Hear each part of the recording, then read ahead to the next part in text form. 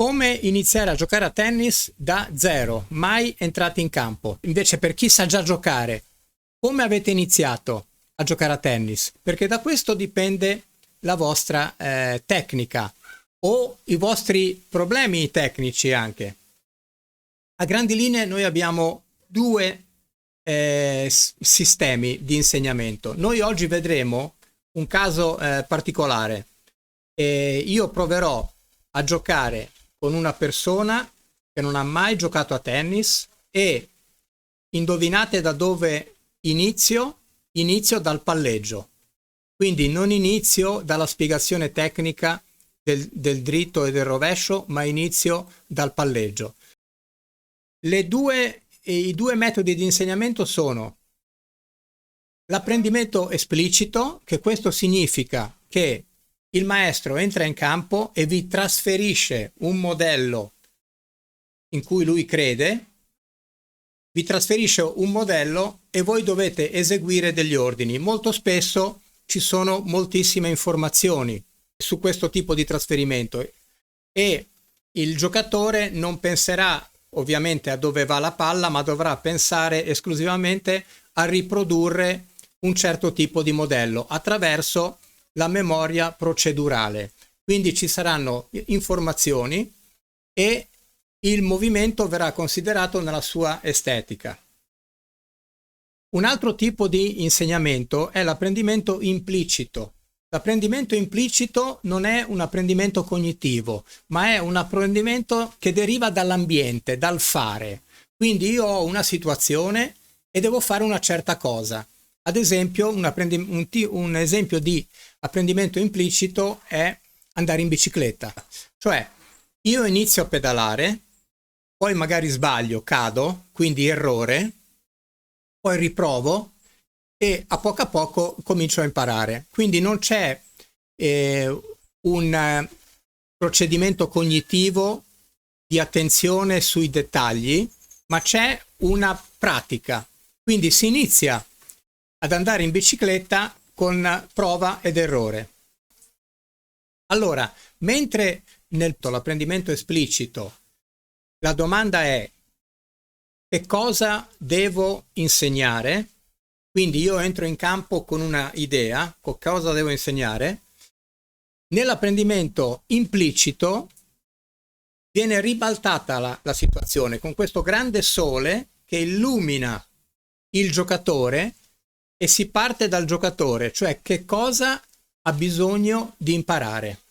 E la terza domanda è come posso far sì che lui apprenda o che lei apprenda. Io utilizzo molto l'apprendimento implicito. Nell'apprendimento implicito si danno alcune indicazioni, chiaramente, non che ognuno fa proprio quello che vuole, ma sono talmente minime che il giocatore non avrà modo di pensare a queste indicazioni, ma dovrà soltanto concentrarsi sull'obiettivo. L'obiettivo è colpire la palla, ma anche tirarla in un certo punto. Quindi noi dobbiamo far sì che il giocatore tiri la palla in un certo punto. Quindi andiamo a vedere che cosa succede.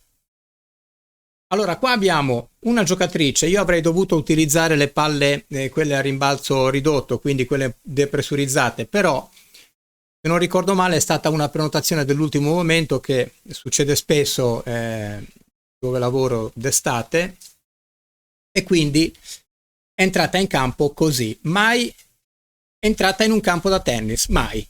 Quindi prima volta. Allora, la prima cosa da fare, la che ho fatto è, le ho tirato delle palline per vedere che cosa faceva. E qua vediamo.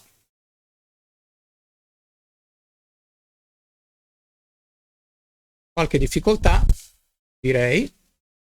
Voi provate a immaginarvi che in una lezione di tennis questa ragazza è riuscita a palleggiare da metà campo, però è riuscita a palleggiare e a divertirsi, perché poi è anche questa la cosa. Guardate il rovescio, attenzione, perché qua arriva la palla e non la tocca neanche con la racchetta. Sembra che la faccia apposta, ma non è così, non è stato costruito il video, è proprio così. Guardate ora? Bene. Rideva, diceva, ma qui siamo su un altro pianeta e qua si inizia. C'è un terzo modo di insegnare il tennis che è un po' implicito, un po' esplicito. Do delle indicazioni, ma non troppe. Non troppe. Intanto bisogna capire il rimbalzo della palla. Per capire il rimbalzo della palla bisogna vedere dove la palla tocca terra. Quindi l'indicazione che io ho dato è stata: io ti tiro la palla a metà strada tra la tua posizione e la rete, e questa deve essere una costante. Quindi la palla che io lancio e che lei mi deve rilanciare dovrà rimbalzare a metà strada tra me e la rete o tra lei e la rete.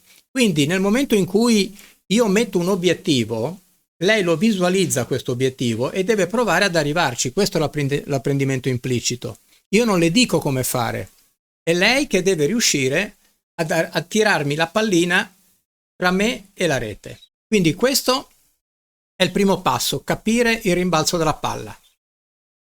Secondo passo, fondamentale, l'impugnatura. Qua parliamo del dritto, quindi eastern o semi-western, poi lo vedremo in un altro video. Questo era soltanto per dare un'indicazione sui tipi di insegnamento, perché delle volte su YouTube si vedono delle spiegazioni del dritto, ma questo fa tutto parte dell'apprendimento esplicito. Invece noi qua utilizziamo un altro tipo di apprendimento. Quindi io parto da un obiettivo. In questo caso io le ho detto impugnatura questa, e si parte dal momento più importante, si parte dalla posizione di contatto con la palla. Quindi tu parti con la racchetta avanti, e questo già le dà l'idea di dove deve colpire la palla. Parti con la racchetta avanti e prova a tirarmi la palla. I piedi, le gambe, mettiti di fianco, quelle cose lì, niente, fai come vuoi. Tu devi partire con il punto di contatto con la palla. Vediamo? Quindi impugnatura corretta, la colpisce leggermente dietro, ma è lo stesso, non le dico niente. Le ricordo sempre di partire con la racchetta bene avanti. Lei istintivamente, perché ha bisogno di un po' di forza, la porta indietro. Attenzione che abbiamo fatto anche il rovescio. Quindi il rovescio, ecco, parto dall'impugnatura, dal punto di contatto. In questo caso io prima le ho fatto provare un po' di rovescio con una mano, un po' con due, e lei ha deciso di farlo con una mano perché si sentiva più libera. Quindi siamo andati avanti con la giusta impugnatura e è riuscita bene o male a ritirarmi la pallina, quindi a palleggiare. Step successivo, attenzione, sempre in un'ora di gioco, l'abbiamo fatto in una lezione soltanto questo. Step successivo. Lo step successivo è stato quello di farle capire che la racchetta non si ferma al momento del contatto, ma prosegue un pochino. Quindi per fare questo io le ho semplicemente detto: prosegui con la racchetta e riprendi la racchetta, gliel'ho fatto vedere più che dirglielo, riprendi la racchetta con l'altra mano, non tanto per il finale del colpo, ma più che altro per darle più ordine nell'esecuzione del colpo. Quindi, e per farle capire, come vi dicevo, che la racchetta non si ferma al momento del contatto, ma prosegue leggermente. E vediamo.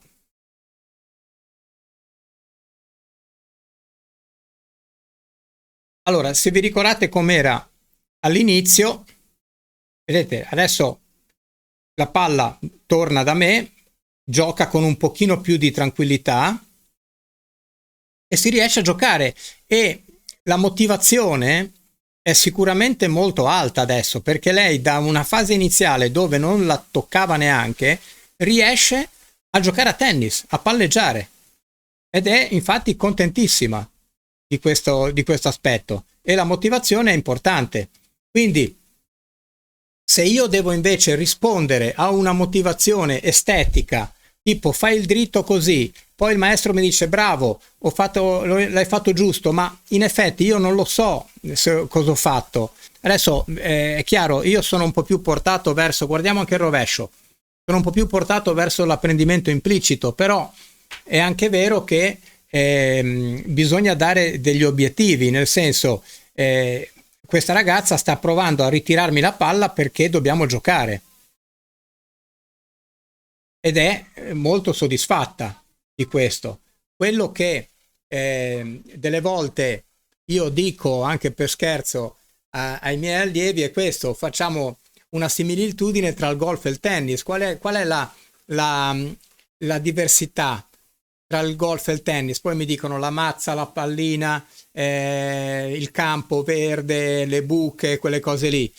E poi io gli dico: guardate, la diversità più importante tra il golf e il tennis è che quando voi giocate a golf la palla non torna indietro. Quando giocate a tennis la palla torna indietro. Quindi io devo fare in modo che questa palla all'inizio torni indietro. Quando poi farò le partite è un altro discorso, ma comunque la palla ritorna indietro.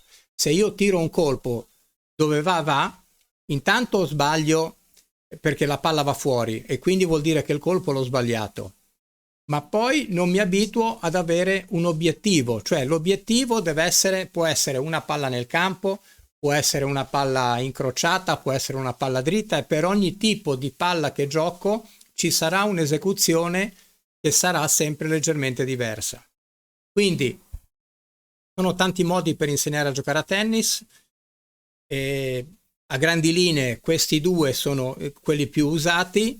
Il secondo modo, quello dell'apprendimento implicito, è un po' più difficile perché bisogna tenere il giocatore in una strada e bisogna anche considerare però la personalità di quel giocatore, la specificità di quel giocatore, quindi alcune cose che potrebbero non rientrare in un modello tennistico probabilmente per lui vanno bene, e quindi io devo stare attento a capire quando quando c'è un errore oppure quando posso soprassedere e aspettare un pochino affinché il giocatore risolva da sé la situazione.